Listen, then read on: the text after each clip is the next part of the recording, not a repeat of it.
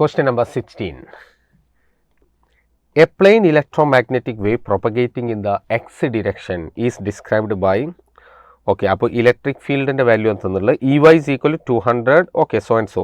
Intensity of the wave is, അപ്പോൾ മനസ്സിലാക്കുക electric field intensity ആണ് ക്വസ്റ്റനിൽ തന്നിട്ടുണ്ട്. അതുപോലെ എപ്സിലോൺ 0 തന്നിട്ടുണ്ട്.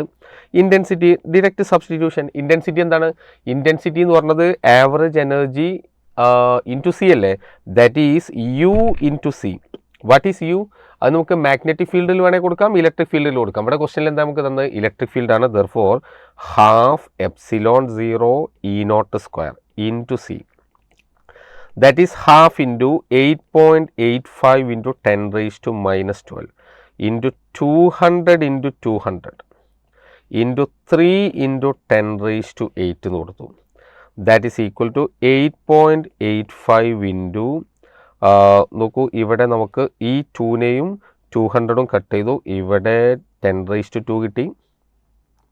ദെൻ 2 ഇൻറ്റു 3 6 ഇൻറ്റു, പിന്നെ നമുക്ക് അവിടെ ആരാ ഉള്ളത്? 10⁻10 അവിടെ ഉണ്ട്, പിന്നെ ഇവിടെ 10⁻−10. ഓക്കെ, ഇത് ക്യാൻസൽ ചെയ്ത് കഴിഞ്ഞാൽ കഴിഞ്ഞു, ബാക്കിയൊന്നുമില്ല. അപ്പോൾ into 10⁻0 that is equal to, അപ്പോൾ 6 ഇൻറ്റു 5 30, ബാക്കി 3, 6 8 48, 48ഉം 51, ബാക്കി 5, 48, 48 5 53. ഇങ്ങനെ ആൻസർ ഉണ്ടോ? ഇത്രയും watt per metre square. Option 2 is correct. Option 2 is the right answer.